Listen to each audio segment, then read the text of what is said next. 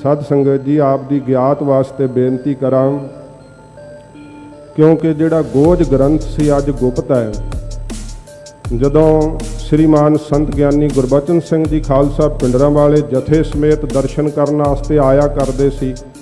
2-2 3-3 महीने इत्थे रह के महापुरख कथा करते हुंदे सी ते उन्हां दी कथा विच सबूत है। उन्होंने कहा कि मैं आप उस ग्रंथ का दर्शन किया।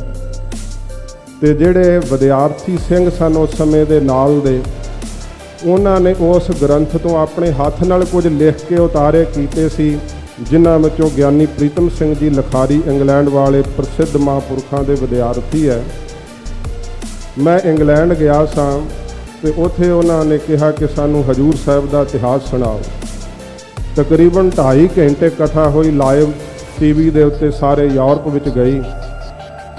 तो मैनू ज्ञानी जी बाद विच कहन लगे कि तुहानू पता है उस ग्रंथ विच की लिखिया। मैं क्या महाराज मैं दर्शन नहीं कीते। कहते उस समय मैं विद्यार्थी रूप विच नाल सां ते मैं लिख लईआं सी पंक्तियां, ते उन्होंने मैनू लिखिया होया फोटो कापी दिती। ते साध संगत जी उन्होंने इन बिन जो उस समय भाई हर सिंह जी ने लिखिया सी ना, ते की लिखदे है जो उहदे उत्ते लिखिया होया मैं तुहानू वो सुणाउण लगा वार्तक रूप च, क्योंकि वह कविता रूप च लिखिया होया। गुरु गोबिंद सिंह सच्चे पातशाह जी महाराज जदों दरबार अस्थान ते प्रवेश होए है, सतगुरु जी दे मुख मंडल ते एक अलौकिक जिहा नूर सीगा जिहड़ा हरेक दा मन आकर्षित हो रहा सी महाराज वाल। कलगी साहब सच्चे पातशाह दे सीस ते झूल रही है। चौड़ी हजूर दी छाती, पहने हुए सारे शस्त्र महाराज सनदबद्ध। गरीब नवाज सतगुरु जी ने सब तो पहला आके श्री गुरु ग्रंथ साहब जी नूं मस्तक टेकिया। सतगुरु पातशाह जी महाराज ने फिर आग्ञा की है कि 5 सिंह श्री गुरु ग्रंथ साहब जी की ताबिया खड़ जाओ, जिन्हां दे नाम उस ग्रंथ के हवाले दे नाल बाबा दीप सिंह साहिब, बाबा गुरबख्श सिंह साहिब, भाई संतोख सिंह जी, भाई हर सिंह जी, ये नाम साध संगत जी उस ग्रंथ की लिखत हैं। सच्चे पातशाह जी महाराज ने जिस समय 5 सिंह हजूर ने ताबिया खड़ा दिते है, फिर महाराज जी ने 5 पैसे ते नारियल अपने कर कमलों में लए है, जो वड्डियां सतगुरां जी ने ये उस दे आरंभ में लिखिया है कि खालसे ने आख्या महाराज वड्डे सतगुरु जी जदों सचखंड गमन करते सी ते महाराज अपने सिखां नूं सतगुरां जी दी अगे बांह जिहड़ी सी ओह फड़ा के जांदे सी। महाराज आप सानू किहदे लड़ ला के चले हो। हजूर ने बहुत प्रसन्न चित होकर कहा खालसा जी ये निरंकार ने तुहाथों कुहाया है ते असीं ये भी रस्म हुण अदा करदे हां। गरीब नवाज सच्चे पातशाह जी महाराज जदों 5 पैसे ते नारियल भेंट कीते है, हजूर ने मस्तक दोबारा अपना धरती ते लाया ते सतगुरु पातशाह जी महाराज ने तिस समय अपने श्री मुख तो ये वाक कहे सी कि आज्ञा भई अकाल की तभी चलायो पंथ, सब सिखन को हुक्म है गुरु मान्यो ग्रंथ। ये सच्चे पातशाह जी ने वाक कहे, फिर उस ग्रंथ की लिखत है। सच्चे पातशाह जी महाराज ने कहा जदों अपने खालसे वाल तकिया ना, तो महाराज जी ने कहा पहला तो ये शब्द कहे कि जो प्रभ को मिल बोच है खोज शब्द मैं ले। फिर सतगुरु जी ने कहा कि जिहड़ा प्रतख साडा दर्शन करना चाहे तो खालसे वाल हाथ करके कहा खोज इन्हीं महले। सच्चे पातशाह जी महाराज ने खालसे नूं भी अपना स्वरूप बख्शिश किया। तो विशेष करके उस ग्रंथ दे विच जिक्र आया कि महाराज जी ने जिस समय जिमें इत्थे हजूर साहिब महाराज साहब जी दे फिर नजराने भेंट किए जाते हैं ना, गुरु गोबिंद सिंह सच्चे पातशाह जी ने उस समय अपने गातरे की श्री साहिब कढ़ के गुरु ग्रंथ साहब जी के सामने भेंट की। ये उस ग्रंथ की लिखत है। गरीब नवाज सच्चे पातशाह जी महाराज ने सानू एक अकाल दे लड़ लाया है। वेख लो आदर्श एडा उच्चा है। सच्चे पातशाह जी ने बख्शिश एडी वड्डी की, पर फिर भी साडे सिखां दे अंदर ये कहा जाता है कि बाणी तो बिना शरीर भी गुरु चाहिदा। सतगुरु जी ने उदों कहा सी कि खालसा दी असी शरीर की प्रथा बंद कर दी है। अज तो साडे ते तुहाडे गुरु केवल ते केवल श्री गुरु ग्रंथ साहब जी महाराज होणगे। ਤੇ ਸਤਿਗੁਰੂ ਸ੍ਰੀ ਗੁਰੂ ਗ੍ਰੰਥ ਸਾਹਿਬ ਜੀ ਦਾ ਅਦਬ ਗੁਰੂ ਗੋਬਿੰਦ ਸਿੰਘ ਸੱਚੇ ਪਾਤਸ਼ਾਹ ਜੀ ਮਹਾਰਾਜ ਦਾ ਅਦਬ ਹੈ। ਸਿੱਖਾਂ ਨੇ ਪੁੱਛਿਆ ਸੀ ਮਹਾਰਾਜ ਨੂੰ ਕਿ ਗਰੀਬ ਨਵਾਜ, ਜਦੋਂ ਸਾਡੇ ਮਨ ਵਿੱਚ ਸ਼ੰਕੇ ਆਉਂਦੇ ਆਪ ਜੀ ਦੇ ਕੋਲੋਂ ਪੁੱਛ ਲੈਂਦੇ ਸਾਂ, ਪਰ ਮਹਾਰਾਜ ਹੁਣ ਫਿਰ ਕਿਹਨੂੰ ਪੁੱਛਾਂਗੇ। ਸਤਿਗੁਰੂ ਜੀ ਨੇ ਵਾਕ ਕਹੇ ਸੀ, ਜੋ ਮੁਝ ਬਚਨ ਸੁਣਨ ਕੇ ਚਾਏ, ਸੁਨੋ ਗ੍ਰੰਥ ਹਿਤ ਚਿਤ ਲਾਏ, ਮੇਰੋ ਰੂਪ ਗ੍ਰੰਥ ਜੀ ਜਾਨ, ਇਸ ਮੈਂ ਭੇਦ ਨਾ ਰੰਚਕ ਮਾਨ। ਸਵੇਰੇ ਕਥਾ ਵਿੱਚ ਵੀ ਜ਼ਿਕਰ ਆਇਆ ਸੀਗਾ, ਕਿਉਂਕਿ ਜਿਹੜੇ ਨਾਸਤਿਕ ਲੋਕ ਆ ਉਹ ਕਹਿ ਦਿੰਦੇ ਆ ਗੁਰੂ ਗ੍ਰੰਥ ਸਾਹਿਬ ਕਿਹੜਾ ਚੱਲ ਸਕਦੇ ਆ, ਕਿਹੜੇ ਹੱਥਾਂ ਨਾਲ ਕੁਝ ਕਰ ਸਕਦੇ ਆ, ਕਿਹੜਾ ਵੇਖ ਸਕਦੇ ਆ, ਕਿਹੜਾ ਸੁਣ ਸਕਦੇ ਆ, ਕਿਹੜਾ ਬੋਲ ਸਕਦੇ ਆ, ਕਿਹੜਾ ਖਾ ਸਕਦੇ ਆ। ਇਸ ਤਰ੍ਹਾਂ ਦੇ ਉਹਨਾਂ ਦੇ ਸ਼ੰਕੇ ਹਨ। ਪਰ ਸਾਧ ਸੰਗਤ ਜੀ, ਜਿਹੜਾ ਸ਼ਬਦ ਨਾਲ ਜੁੜ ਜਾਂਦਾ ਨਾ, ਉਹਨੂੰ ਪਤਾ ਲੱਗ ਜਾਂਦਾ ਹੈ ਕਿ ਗੁਰੂ ਗ੍ਰੰਥ ਸਾਹਿਬ ਬਿਨਾਂ ਲੱਤਾਂ ਤੋਂ ਚੱਲ ਵੀ ਸਕਦੇ ਆ। ਉਹਨੂੰ ਇਹ ਸ਼ਰਧਾ ਹੋ ਆਉਂਦੀ ਹੈ ਕਿ ਬਿਨਾਂ ਹੀ ਹੱਥਾਂ ਤੋਂ ਸਤਿਗੁਰੂ ਜੀ ਸਭ ਕੁਝ ਕਰ ਸਕਦੇ ਆ। ਸਰੀਰ ਦੀ ਤਾਕਤ ਨੂੰ ਉਹੋ ਹੀ ਗਾਫਲ ਮੰਨਦਾ ਰਹਿੰਦਾ ਜਿਹਦਾ ਪਦਾਰਥਵਾਦੀ ਮਨ ਰਹਿੰਦਾ। ਤੇ ਸਤਿਗੁਰੂ ਜੀ ਬਿਨਾਂ ਅੱਖਾਂ ਤੋਂ ਵੇਖਦੇ ਵੀ ਹੈ, ਮਹਾਰਾਜ ਬਿਨਾਂ ਕੰਨਾਂ ਤੋਂ ਸੁਣਦੇ ਵੀ ਹੈ, ਸੱਚੇ ਪਾਤਸ਼ਾਹ ਜੀ ਬਿਨਾਂ ਜੀਭਾਂ ਤੋਂ ਸਾਧ ਸੰਗਤ ਜੀ ਬੋਲਦੇ ਵੀ ਹੈ, ਤੇ ਹਜ਼ੂਰ ਪ੍ਰਸ਼ਾਦ ਵੀ ਛਕਦੇ ਹੈ, ਜਿਸ ਦੇ ਮਨ ਦੇ ਅੰਦਰ ਭਾਵਨਾ ਹੋਵੇ। ਸਦ ਸੁਣਦਾ ਸਦ ਵੇਖਦਾ, ਕਿਉਂ ਮੁੱਕਰ ਪਿਆ ਜਾਏ ਜੀਓ। ਅਸਲ ਵਿੱਚ ਕੀ ਹੈ, ਸ਼ਕਤੀ ਤੋਂ ਅੱਜ ਸਾਡਾ ਮਨ ਮੁਨਕਰ ਹੁੰਦਾ ਜਾ ਰਿਹਾ ਹੈ। ਮੈਂ ਕੇਵਲ ਇਹੀ ਕਹਿ ਕੇ ਤੇ ਫਿਰ ਸ਼ਬਦ ਦੇ ਅਰਥ ਆਰੰਭ ਕਰ ਦਿਆਂਗਾ, ਕਿਉਂਕਿ ਸ਼ਬਦ ਦੇ ਅਰਥਾਂ ਨੂੰ ਵੀ ਸਮਾਂ ਥੋੜ੍ਹਾ ਲੱਗ ਜਾਵੇਗਾ। ਪਿਛਲੇ ਸਾਲ ਵੀ ਜਦੋਂ ਕਥਾ ਆਰੰਭ ਹੋਈ ਸੀ, ਜਦੋਂ ਪੰਕਤੀਆਂ ਪੜ੍ਹੀਆਂ ਜਾ ਰਹੀਆਂ ਸਨ, ਐਨ ਟੱਲ ਖੜਕਿਆ ਸੀ 12 ਵਜੇ ਸੀ, ਬਿਲਕੁਲ ਪਿਛਲੇ ਸਾਲ ਵਰਗਾ ਹੀ ਇਨ ਬਿਨ ਸਮਾਂ, ਤੇ 1 ਵਜੇ ਸਮਾਪਤੀ ਹੋ ਗਈ ਸੀ। ਜੇ ਤੁਸੀਂ ਪਿਆਰ ਦੇ ਨਾਲ ਜੁੜ ਕੇ ਸੁਣੋਗੇ, 1 ਵਜੇ ਤੱਕ ਦਾ ਸਮਾਂ ਤੁਹਾਨੂੰ 1 ਮਿੰਟ ਵਰਗਾ ਪ੍ਰਤੀਤ ਹੋਵੇਗਾ। ਸੱਚੇ ਪਾਤਸ਼ਾਹ ਜੀ ਮਹਾਰਾਜ ਦਾ ਐਡਾ ਮਹਾਨ ਪੁਰਬ ਹੈ। ਆਪਣੇ ਮਨਾਂ ਦੇ ਅੰਦਰ ਉਸ ਯਾਦ ਤੇ ਪਿਆਰ ਨੂੰ ਭਰਦਿਆਂ ਹੋਇਆਂ ਬਾਜਾਂ ਵਾਲੇ ਸਤਿਗੁਰੂ ਜੀ ਦਾ ਉਹ ਸਮਾਂ ਯਾਦ ਕਰੀਏ, ਜਦੋਂ ਸੱਚੇ ਪਾਤਸ਼ਾਹ ਜੀ ਮਹਾਰਾਜ ਆਪਣੇ ਖਾਲਸੇ ਨੂੰ ਸੰਬੋਧਨ ਹੋਏ ਸਨ। ਇੱਥੇ ਸੱਚੇ ਪਾਤਸ਼ਾਹ ਜੀ ਮਹਾਰਾਜ ਨੇ ਇਹ ਮਹਾਨ ਰਸਮ ਅਦਾ ਕੀਤੀ ਸੀ, ਦੇਹ ਪ੍ਰਥਾ ਬੰਦ ਕਰ ਦਿੱਤੀ ਸੀ। ਸ਼ਬਦ ਗੁਰੂ ਦੇ ਸੱਚੇ ਪਾਤਸ਼ਾਹ ਨੇ ਸਾਨੂੰ ਲੜ ਲਾਇਆ ਸੀ। ਗੁਰੂ ਖਾਲਸਾ ਜੀ, ਬੇਨਤੀ ਇਹ ਹੈ ਕਿ ਜਦੋਂ ਸਤਿਗੁਰੂ ਜੀ ਦਾ ਸੱਚਖੰਡ ਜਾਣ ਦਾ ਅਸੀਂ ਇਤਿਹਾਸ ਸੁਣਾਉਂਦੇ ਹਾਂ, ਤੇ ਇਤਿਹਾਸ ਵਿੱਚ ਜਿਵੇਂ ਲਿਖਿਆ ਹੋਇਆ ਹੈ ਉਸ ਨੂੰ ਸੁਣਾਉਣ ਲੱਗਿਆਂ ਜੇ ਤਾਂ ਬਗਤੇ ਦਾ ਓਡਾ ਨਿਸ਼ਚਾ ਨਾ ਹੋਵੇ, ਉਹਦੀ ਜ਼ਬਾਨ ਖੜਕ ਜਾਂਦੀ ਹੈ। ਜੇ ਸਰੋਤਾ ਉਸ ਦੇ ਉੱਪਰ ਸ਼ਰਧਾ ਨਾ ਕਰੇ ਤੇ ਫਿਰ ਉਸ ਨੂੰ ਨਿਸ਼ਚਾ ਨਹੀਂ ਆਉਂਦਾ। ਇਹ ਹਜ਼ੂਰ ਦਾ ਸੱਚਖੰਡ ਜਾਣ ਦਾ ਜੋ ਇਤਿਹਾਸ ਕਿਹਾ ਜਾਂਦਾ ਹੈ, ਮੈਂ ਕੇਵਲ ਸ਼ਕਤੀ ਦੇ ਆਧਾਰ ਤੇ ਕਹਿ ਕੇ ਬੇਨਤੀ ਕਰਕੇ ਫਿਰ ਕਥਾ ਸ਼ਬਦ ਦੀ ਆਰੰਭ ਕਰਾਂਗਾ। ਗੁਰੂ ਗੋਬਿੰਦ ਸਿੰਘ ਸੱਚੇ ਪਾਤਸ਼ਾਹ ਜੀ ਮਹਾਰਾਜ, ਜਿਹੜਾ ਅਸਥਾਨ ਅੰਦਰ ਜਿੱਥੇ ਅੱਜ ਸ਼ਸਤਰ ਲਿਪਟੇ ਹੋਏ ਆ ਮਹਾਰਾਜ ਦੇ ਪਾਵਨ ਤਖਤ ਦੇ ਉੱਪਰ, ਗੁਰੂ ਗੋਬਿੰਦ ਸਿੰਘ ਸੱਚੇ ਪਾਤਸ਼ਾਹ ਜੀ ਮਹਾਰਾਜ ਦੀ ਆਗਿਆ ਨਾਲ ਇੱਥੇ ਚਿਖਾ ਸਜਾਈ ਗਈ ਸੀ। ਵੱਡੀ ਚੰਦਨ ਦੀ ਚਿਖਾ ਸੀ, ਜਿੱਥੇ ਬਾਹਰ ਨਿਸ਼ਾਨ ਸਾਹਿਬ ਹੈ, ਇੱਥੇ ਤੱਕ ਕਨਾਤ ਲੱਗੀ ਹੋਈ ਸੀ, ਤੇ ਵੱਡੇ ਨਿਸ਼ਾਨ ਸਾਹਿਬ ਜੋ ਥੱਲੇ ਨਿਸ਼ਾਨ ਸਾਹਿਬ ਉੱਥੇ ਤੱਕ ਬਰੂਹਾ ਸੀਗਾ।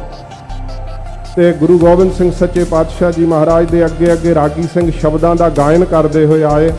ਜੋ ਰਾਗੀ ਸਿੰਘ ਸ਼ਬਦ ਪੜ੍ਹ ਰਹੇ ਸਨ, ਅਬ ਮਹ ਜੀਵਨ ਪਦਵੀ ਪਾਈ, ਇਹ ਮਾਰੂ ਰਾਗ ਵਿੱਚ ਸ਼ਬਦ ਜੋਤੀ ਜੋਤ ਸਮਾਉਣ ਦਾ ਸਾਰਾ ਸ਼ਬਦ ਹੈ। ਸੱਚੇ ਪਾਤਸ਼ਾਹ ਜੀ ਮਹਾਰਾਜ ਨੇ ਇੱਥੇ ਆਗਿਆ ਸੀ ਕਿ ਅੰਦਰ ਕੋਈ ਜਾ ਨਹੀਂ ਸਕਦਾ। ਬੇਨਤੀ ਹੈ ਬੀਬੀ ਜੀ, ਆਪ ਸ਼ਾਂਤੀ ਬਖਸ਼ੋ। ਸੱਚੇ ਪਾਤਸ਼ਾਹ ਗਰੀਬ ਨਵਾਜ ਜਿਸ ਵਕਤ ਉਸ ਕਨਾਤ ਦੇ ਦਰਵਾਜ਼ੇ ਰਾਹੀਂ ਅੰਦਰ ਪ੍ਰਵੇਸ਼ ਹੋਣ ਲੱਗੇ, ਤੇ ਸਾਧ ਸੰਗਤ ਜੀ, ਭਾਵੇਂ ਕਿ ਸਤਿਗੁਰੂ ਜੀ ਨੇ ਆਪਣੇ ਸਰੂਪ ਦਾ ਸਪਰਸ਼ ਸਿੰਘਾਂ ਨੂੰ ਬਖਸ਼ਿਆ ਹੋਇਆ ਸੀ, ਪਰ ਫਿਰ ਵੀ ਐਡੇ ਵੱਡੇ ਸਤਿਗੁਰੂ ਦਾ, ਸ਼ਕਤੀ ਭਰਪੂਰ ਸਤਿਗੁਰੂ ਦਾ ਸੰਸਾਰ ਤੋਂ ਆਪਣੇ ਸਰਗੁਣ ਸਰੂਪ ਨੂੰ ਅਲੋਪ ਕਰਨਾ ਬਰਦਾਸ਼ਤ ਕਰਨ ਵਾਲੀ ਗੱਲ ਨਹੀਂ ਸੀ। ਸਿੰਘ ਸਭ ਕੁਝ ਜਾਣਦੇ ਸਮਝਦਿਆਂ ਹੋਇਆਂ ਵੀ ਜਦੋਂ ਹਜੂਰ ਕਨਾਤ ਤੋਂ ਅੰਦਰ ਪ੍ਰਵੇਸ਼ ਹੋਏ ਤੇ ਜਰੋ ਜਾਰ ਸਿੰਘਾਂ ਦੇ ਨੇਤਰਾਂ ਵਿੱਚੋਂ ਅਥਰੂ ਡਿੱਗਣ ਲੱਗ ਪਏ। ਆਪਣੇ ਖਾਲਸੇ ਨੂੰ ਬਰਾਕ ਕਰਦਿਆਂ ਹਜੂਰ ਨੇ ਤੱਕਿਆ ਤੇ ਮਹਾਰਾਜ ਫਿਰ ਪਿੱਛੇ ਮੁੜੇ। ਜਿਹਦਾ ਪੁੱਤਰ ਨਾਲ ਪਿਆਰ ਹੁੰਦਾ ਹੈ ਨਾ, सतगुरु कहते खालसा जी मेरी देह का मोह ना करो, मैं अमर हाँ, अटल हाँ, सਦੀव हाँ, अविनाशी हाँ। ये सतगुरु ने अपने खालसे नूं बोल कहे सी। मेरे अविनाशी स्वरूप नूं चितवना, मेरे अटल स्वरूप विच सदा अभेद रहना, तुहानूं कोई मार नहीं सकेगा। मौत नमरदां नूं आउंदी है, मर्दां नूं मौत विचों जिंदगी प्राप्त हुंदी है। ये गुरु गोबिंद सिंह साहब ने बख्शिश भरे बोल कहे सी। खालसे दे अंदर आया होया ओ वेग सतगुरु ने अपने बचनां नाल रोकिया ते फिर ये बचन कहे खालसा जी साडे दो बचन याद रखियो, एक तां गुरमंत्र ते गुरबाणी कदे ना विसारियो, दूसरा शस्त्र विद्या का अभ्यास ना त्यागियो, संसार दी कोई कौम तुहानू गुलाम नहीं कर सकेगी।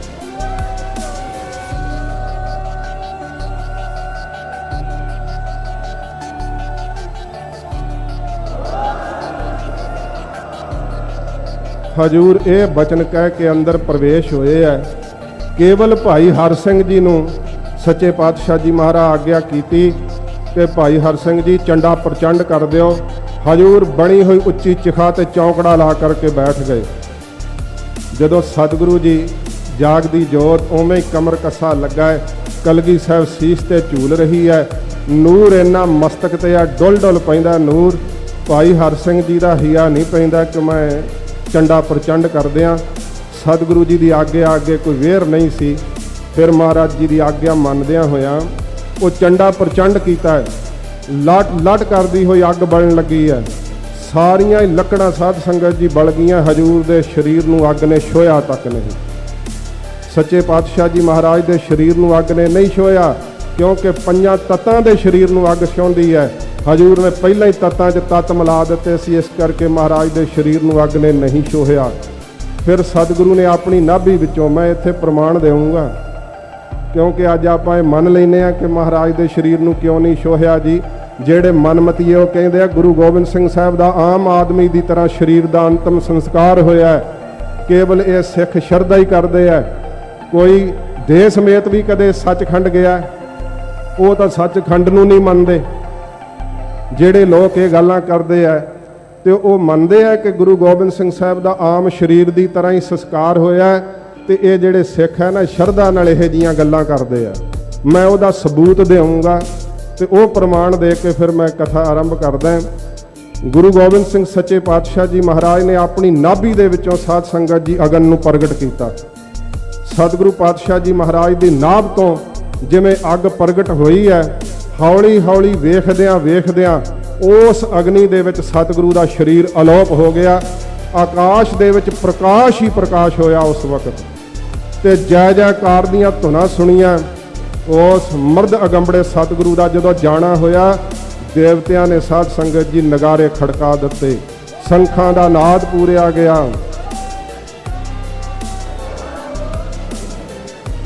ਸਿੰਘਾਂ ਨੂੰ बेनती करूँगा फिर शब्द की कथा संपूर्ण हो सके, अपने जोश ਨੂੰ थोड़ा जिहा आप जी ठल के सो जकारा जो, क्योंकि फिर समा लगता है। बेनती है क्योंकि मैनू पता तुहाडे मन अंदर प्यार आउंदा है, प्यार दे नाल उमड़िया होया जोश मुख तो जकारा बन के निकलदा है। जकारा भी सूझ वाले सिंह ही छड्डदे है।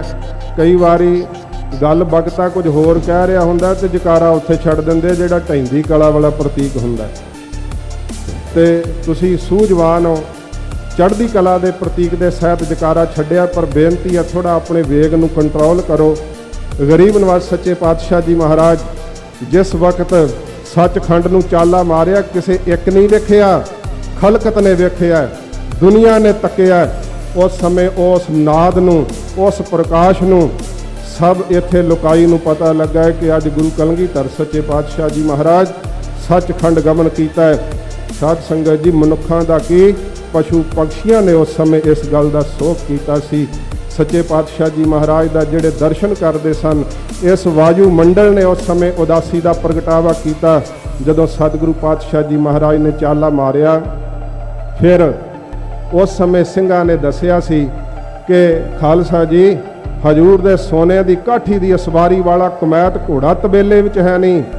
सच्चे पातशाह महाराज केवल आप समेत दे शस्त्रां दे समेत सच्चे पातशाह सचखंड नहीं गए, हजूर अपना सोने की काठी वाला घोड़ा भी नाल लै गए। सच्चे पातशाह समर्थ गुरु गोबिंद सिंह सच्चे पातशाह की बाबत असीं इतिहास विच इह सुणाउने आ, पर सुन के ਜਿਹੜੇ ਸਰੋਤੇ ਦੇ ਨਿਸ਼ਚੇ ਵਿੱਚ ਕਚਿਆਈ ਹੁੰਦੀ ਹੈ, ਕਿਵੇਂ ਹੋ ਸਕਦਾ, ਹੋ ਨਹੀਂ ਸਕਦਾ। ਮੈਂ ਤੁਹਾਨੂੰ 4 ਨਵੰਬਰ ਤੇ 1970 ਦੀ ਘਟਨਾ ਸੁਣਾਉਣ ਲੱਗਾ ਤੇ ਸੁਣਾ ਕੇ ਕਥਾ ਆਰੰਭ ਕਰ ਦਿਆਂਗਾ। 4 ਨਵੰਬਰ 1970 ਯੂਪੀ ਜ਼ਿਲ੍ਹਾ ਸਾਧ ਸੰਗਤ ਜੀ ਏਟਾ ਜ਼ਿਲ੍ਹਾ, ਉਸ ਦੇ ਅੰਦਰ ਸਿੰਘ ਸਭਾ ਗੁਰਦੁਆਰਾ ਸਾਹਿਬ, ਜਿੱਥੇ ਬਾਬਾ ਸਾਧੂ ਸਿੰਘ ਜੀ ਨਿਹੰਗ ਸਿੰਘ 11 ਸਾਲ ਤੋਂ ਗ੍ਰੰਥੀ ਦੀ ਡਿਊਟੀ ਕਰਦੇ ਸਨ ਤੇ ਇਹ 1970 ਵਿੱਚ ਸ਼੍ਰੋਮਣੀ ਕਮੇਟੀ ਦੇ ਮਾਸਿਕ ਪੱਤਰ ਵਿੱਚ ਛਪਿਆ। ਉਸ ਦਿਨ ਦੀਆਂ ਅਖਬਾਰਾਂ ਕਢਾ ਲਿਓ, ਸਾਰੀਆਂ ਅਖਬਾਰਾਂ ਵਿੱਚ ਇਹ ਖਬਰ ਛਪੀ ਹੈ। ਗੁਰੂ ਗੋਬਿੰਦ ਸਿੰਘ ਸੱਚੇ ਪਾਤਸ਼ਾਹ ਮਹਾਰਾਜ ਦਾ ਖਾਲਸਾ ਵੀ ਉਹ ਸ਼ਕਤੀ ਰੱਖਦਾ ਹੈ ਜਿਹੜੀ ਸ਼ਕਤੀ ਗੁਰਦੇਵ ਵਿੱਚ ਆਪ ਵਰਤਦੀ ਸੀ, ਕਿਉਂਕਿ ਮਹਾਰਾਜ ਨੇ ਖਾਲਸੇ ਨੂੰ ਆਪਣਾ ਰੂਪ ਦਿੱਤਾ, ਕੁਝ ਵੀ ਲੁਕਾ ਕੇ ਨਹੀਂ ਰੱਖਿਆ। ਬਾਬਾ ਸਾਧੂ ਸਿੰਘ ਜੀ 116 ਸਾਲ ਦੇ ਹੋਏ, 116 ਸਾਲ, ਸ਼ੀਸ਼ ਤੇ ਫਰਲਾ ਸਜਾਇਆ ਕਰਦੇ ਸੀ। ਨਿਹੰਗ ਸਿੰਘ ਬਾਣੇ ਵਿੱਚ ਪਰਪੱਕ ਰਹਿੰਦੇ ਸੀ, ਰਹਿਤ ਮਰਿਆਦਾ ਵਿੱਚ ਦ੍ਰਿੜ ਰਹਿੰਦੇ ਸੀ। ਬਿਰਧ ਆਜੂ ਹੋਣ ਕਰਕੇ ਵੀ ਸ੍ਰੀ ਗੁਰੂ ਗ੍ਰੰਥ ਸਾਹਿਬ ਜੀ ਦੀ ਭਾਵਨਾ ਨਾਲ ਸੇਵਾ ਕਰਦੇ ਸਨ। ਫਿਰ ਉੱਥੋਂ ਦੇ ਸ਼ਹਿਰ ਦੇ ਕੁਝ ਪ੍ਰੇਮੀਆਂ ਨੇ ਕਿਹਾ ਕਿ ਮਹਾਰਾਜ ਲੰਗਰ ਦੀ ਸੇਵਾ ਅਸੀਂ ਵਿਵੇਕ ਨਾਲ ਤਿਆਰ ਕਰ ਦਿਆ ਕਰਾਂਗੇ, ਤੁਸੀਂ ਲੰਗਰ ਆਪਣਾ ਆਪ ਨਾ ਬਣਾਇਆ ਕਰੋ। ਕਹਿਣ ਲੱਗੇ ਅੱਛਾ। ਲੰਗਰ ਉਹ ਗੁਰਦੁਆਰੇ ਸਾਹਿਬ ਦਾ ਪ੍ਰਧਾਨ ਹੀ ਸੀਗਾ, ਜਿਸ ਦੇ ਘਰੋਂ ਬਾਬਾ ਜੀ ਲੰਗਰ ਆਉਂਦਾ, ਤੇ ਉਹ ਕਦੇ ਕਦੇ ਹਾਸੇ ਨਾਲ ਕਹਿੰਦੇ ਕਿ ਜਦੋਂ ਮੈਂ ਸਰੀਰ ਛੱਡਣਾ ਨਾ, ਮੈਂ ਤੁਹਾਡੀਆਂ ਲੱਕੜਾਂ ਨਹੀਂ ਖਰਾਬ ਕਰਨੀਆਂ। ਉਹ ਕਹਿੰਦੇ ਬਜ਼ੁਰਗ ਹੈਗੇ ਐਵੇਂ ਆਵਾ ਤਾਵਾ ਬੋਲਦੇ ਰਹਿੰਦੇ, ਉਮਰ ਜ਼ਿਆਦੇ ਹੋ ਗਈ ਹੈ ਲੱਗਦੀ। ਕਹਿੰਦੇ ਫਿਰ ਮੈਂ ਤੁਹਾਡੀ ਕੋਈ ਸਮੱਗਰੀ ਵੀ ਨਹੀਂ ਜੇ ਵਰਤਣੀ। ਫਿਰ ਕਦੇ ਹੱਸ ਕੇ ਕਹਿਣਾ ਮੈਂ ਤੁਹਾਡੇ ਮੋਢਿਆਂ ਤੇ ਚੜ੍ਹ ਕੇ ਨਹੀਂ ਜਾਣਾ।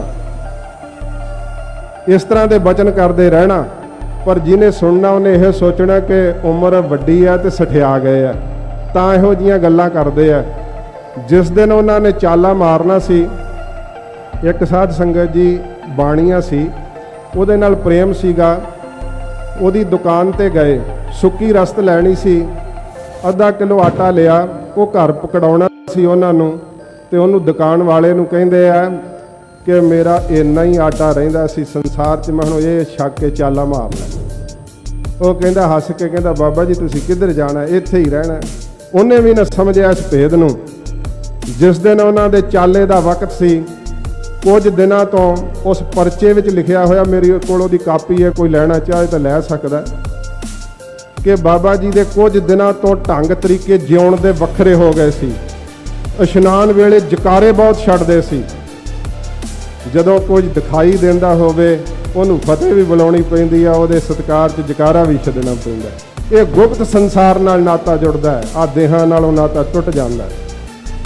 ਜਿਸ ਵਕਤ ਅੰਮ੍ਰਿਤ ਵੇਲੇ ਉਹਨਾਂ ਨੇ ਆਪਣਾ ਇਸ਼ਨਾਨ ਸੋਧਿਆ, ਸ਼ਸਤਰਾਂ ਨਾਲ ਸਨਾਦਵਾ ਤਿਆਰ ਪਰ ਤਿਆਰ ਹੋਏ ਤੇ ਗੁਰਦੁਆਰੇ ਸਾਹਿਬ ਦੇ ਬਰਾਮਦੇ ਦੇ ਅੰਦਰ ਮਹਾਰਾਜ ਦੀ ਸੇਵਾ ਕਰਕੇ ਚੌਂਕੜਾ ਲਾ ਬੈਠੇ ਸੀ।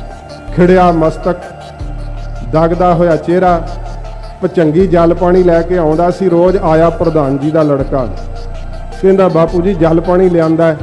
ਹੱਸ ਕੇ ਕਹਿਣ ਲੱਗੇ ਰੱਖ ਦੇ ਕਾਕਾ, ਉਹਨਾਂ ਨੂੰ ਪਤਾ ਸੀ ਜਲ ਪਾਣੀ ਨਹੀਂ ਛਕਣਾ। ਹੁਣ ਥੋੜੇ ਚਿਰ ਬਾਅਦ ਉਹਨੇ ਸਕੂਲ ਜਾਣਾ ਸੀ, ਉਹਦੇ ਮਨ ਵਿੱਚ ਖਿਆਲ ਆਇਆ ਕਿ ਮੈਂ ਗਲਾਸ ਘਰ ਛੱਡ ਆਵਾਂ, ਹੁਣ ਤੱਕ ਜਲ ਪਾਣੀ ਛਕ ਲਿਆ ਹੋਣਾ। ਜਦੋਂ ਵਾਪਸ ਆਇਆ, ਬਾਬਾ ਜੀ ਨੇ ਸ੍ਰੀ ਗੁਰੂ ਗ੍ਰੰਥ ਸਾਹਿਬ ਨੂੰ ਮੱਥਾ ਟੇਕਿਆ ਹੋਇਆ। ਕੀ ਤੱਕਿਆ ਉਸਨੇ ਕਿ ਉਹਨਾਂ ਦੀ ਧੁੰਨੀ ਦੇ ਵਿੱਚੋਂ ਦੋਹੇ ਪਾਸੇ ਲਾਟਾਂ ਨਿਕਲ ਰਹੀਆਂ, ਢਿੱਡ ਦੇ ਦੁਆਲਿਓਂ ਅੱਗ ਉੱਪਰ ਨੂੰ ਉੱਠ ਰਹੀ ਹੈ। ਉਹ ਬੱਚਾ ਸੀ, ਰੌਲਾ ਪਾਇਆ। ਸ਼ਹਿਰ ਦੀ ਆਬਾਦੀ ਵਿੱਚ ਗੁਰਦੁਆਰਾ ਸਾਹਿਬ ਹੋਣ ਕਰਕੇ ਇੱਕਦਮ ਬਹੁਤ ਜ਼ਿਆਦਾ ਲੋਕ ਇਕੱਠੇ ਹੋਏ। ਪੁਲਿਸ ਨੂੰ ਪ੍ਰਬੰਧ ਕਰਨਾ ਔਖਾ ਹੋ ਗਿਆ, ਕਾਲਜ ਸਕੂਲ ਬੰਦ ਹੋ ਗਏ। ਕਹਿੰਦੇ 1 ਘੰਟੇ ਵਿੱਚ ਉਸ ਪੇਪਰ ਦੀ ਲਿਖਤ ਹੈ ਕਿ 1 ਲੱਖ ਲੋਕ ਉੱਥੇ ਇਕੱਠੇ ਹੋ ਗਏ। ਤੇ ਲੋਕਾਂ ਨੇ ਕਿਹਾ ਪਾਣੀ ਪਾ ਕੇ ਅੱਗ ਬੁਝਾਓ। ਸਿਆਣੇ ਕਹਿਣ ਲੱਗੇ ਨਾ ਜਲ ਨਾ ਭਈ ਪਾਇਓ। ਸਿਆਣੇ ਗੁਰਮੁਖਾਂ ਨੇ ਕਿਹਾ ਅੱਗੇ ਹੋ ਕੇ ਤੱਕੋ ਤਾਂ ਸਹੀ, ਜਿਸ ਦਰੀ ਤੇ ਉਹ ਮੱਥਾ ਟੇਕ ਕੇ ਬੈਠੇ ਐ, ਅੱਗ ਕੇਵਲ ਉਹਨਾਂ ਦੇ ਸਰੀਰ ਨੂੰ ਭਸਮ ਕਰ ਰਹੀ ਹੈ, ਦਰੀ ਨੂੰ ਵੀ ਨਹੀਂ ਸਾੜ ਰਹੀ। ਕਿਸੇ ਹੋਰ ਚੀਜ਼ ਨੂੰ ਅੱਗ ਨਹੀਂ ਲੱਗ ਰਹੀ। ਤੇ ਉਸ ਅੱਗ ਦੇ ਵਿੱਚੋਂ ਹਵਨ ਵਰਗੀ ਸੁਗੰਧੀ ਦੀ ਖੁਸ਼ਬੂ ਆ ਰਹੀ ਹੈ। ਗੁਰੂ ਗੋਬਿੰਦ ਸਿੰਘ ਸੱਚੇ ਪਾਤਸ਼ਾਹ ਜੀ ਮਹਾਰਾਜ ਦੀ ਜਿਸ ਨੇ ਰਹਿਤ ਕਮਾਈ ਹੈ ਉਹ ਵੀ ਇਸ ਤਰ੍ਹਾਂ ਜਾ ਸਕਦਾ, ਤੇ ਅਸੀਂ ਸਤਿਗੁਰੂ ਦੇ ਬਾਬਤ ਕੀ ਸ਼ੰਕਾ ਕਰਦੇ ਹਾਂ। ਫਿਰ ਸੁਣੋ, ਡੀਸੀ ਆ ਗਿਆ, ਉਹਨੇ ਮੌਕੇ ਤੇ ਆ ਕਰਕੇ ਕਿਹਾ ਕਿ ਇਸ ਦਾ ਨਿਰੀਖਣ ਹੋਣਾ ਚਾਹੀਦਾ। ਉਦੋਂ ਤੱਕ ਕਹਿੰਦੇ ਆ ਕਿ ਬਾਬਾ ਜੀ ਦਾ ਸਾਰਾ ਸਰੀਰ ਸੁਆਹ ਹੋ ਚੁੱਕਾ ਸੀਗਾ, ਕੇਵਲ ਇੱਕ ਪੈਰ ਬਚ ਗਿਆ ਸੀ, ਚਰਨ ਬਚ ਗਿਆ ਸੀ। ਕਿਉਂ ਬਚਿਆ? ਉੱਥੇ ਲਿਖਿਆ ਹੋਇਆ ਹੈ ਕਿ ਇੱਕ ਮਾਤਾ ਨੇ ਅੱਗੇ ਹੋ ਕੇ ਉਸ ਪੈਰ ਨੂੰ ਹੱਥ ਲਾ ਦਿੱਤਾ ਸੀ, ਇਸ ਕਰਕੇ ਉਹ ਪੈਰ ਨਹੀਂ ਸੜਿਆ, ਉਹ ਪੈਰ ਨਹੀਂ ਭਸਮ ਹੋਇਆ। ਤੇ ਫਿਰ ਜਦੋਂ ਡੀਸੀ ਨੇ ਕਿਹਾ ਕਿ ਇਸ ਸੁਆਹ ਦਾ ਜਿਹੜਾ ਮੁਆਇਨਾ ਕਰਾਂਗੇ, ਕਹਿੰਦੇ 1 ਘੰਟਾ ਹੋ ਚੁੱਕਾ ਸੀ ਅੱਗ ਬੁਝੀ ਨੂੰ ਵੀ, ਤੇ ਜਿੱਥੇ ਬਾਬਾ ਜੀ ਦਾ ਮੁਖ ਸੀਗਾ ਉਹਦੇ ਮੁਖ ਵਿੱਚੋਂ ਇੱਕਦਮ ਲਾਟ ਪ੍ਰਗਟ ਹੋਈ। ਡੀਸੀ ਡਰ ਗਿਆ, ਪੈਸੇ ਅੱਗੇ ਰੱਖ ਕੇ ਕਹਿੰਦਾ ਮਹਾਰਾਜ ਮੈਂ ਕੋਈ ਮੁਆਇਨਾ ਨਹੀਂ ਕਰਾਉਂਦਾ ਤੇ ਮੈਨੂੰ ਮਾਫ ਕਰ ਦਿਓ। ਡੀਸੀ ਨੇ ਫਿਰ ਸਾਰੇ ਆਏ ਹੋਏ ਲੋਕਾਂ ਦੇ ਵਿੱਚ ਕਿਹਾ ਕਿ ਇਹ ਬਾਬਾ ਜੀ ਦਾ ਆਪਣਾ ਕੋਈ ਆਤਮਿਕ ਸ਼ਕਤੀ ਦੇ ਸਹਿਤ ਉਹਨਾਂ ਨੇ ਆਪਣਾ ਸਰੀਰ ਭਸਮ ਕੀਤਾ, ਜਿਹੜਾ ਪ੍ਰਬੰਧ ਹੈ ਉਹਦੇ ਵੱਲੋਂ ਕੋਈ ਵੀ ਇਨਕੁਆਇਰੀ ਨਹੀਂ ਹੋਵੇਗੀ, ਤੇ ਜਿਵੇਂ ਸਿੱਖ ਸੰਗਤ ਚਾਹੁੰਦੀ ਹੈ ਬਾਬਾ ਜੀ ਦੇ ਬਚੇ ਹੋਏ ਚਰਨ ਦਾ ਉਹ ਅੰਤਮ ਰਸਮਾਂ ਜਿਹੜੀਆਂ ਉਹ ਕਰ ਸਕਦੇ ਆ। ਫਿਰ ਸੰਗਤ ਨੇ ਚੰਦਨ ਦੀ ਚਿਖਾ ਸਜਾ ਕਰਕੇ ਬਾਬਾ ਜੀ ਦੇ ਉਸ ਚਰਨ ਦਾ ਅੰਤਮ ਸੰਸਕਾਰ ਕੀਤਾ। ਤੇ ਸਾਧ ਸੰਗਤ ਜੀ ਉੱਥੋਂ ਦੇ ਹਿੰਦੂ ਲੋਕ ਵੀ ਕਹਿੰਦੇ ਸਨ कि आजकल बाकी धर्मों में कर्म कांड रह गया है, केवल शक्ति है तो गुरु नानक साहब के धर्म में है। जो एक गुरु गोबिंद सिंह साहब के खालसे ने प्रत्यक्ष करके दिखा दिया है, साडे निश्चियां विच कचियाई आ गई। ਤਾਂ सोचते हैं कि गुरु गोबिंद सिंह साहब ये बाकी शरीरां वांग ही महाराज का अंतिम संस्कार होया होवेगा। खालसा जी सतगुरु जी करण कारण समर्थ ने, एडी समर्थ शक्ति गरीब नवाज सच्चे पातशाह महाराज ने अपना समर्थ खालसा इस संसार ते साजिया।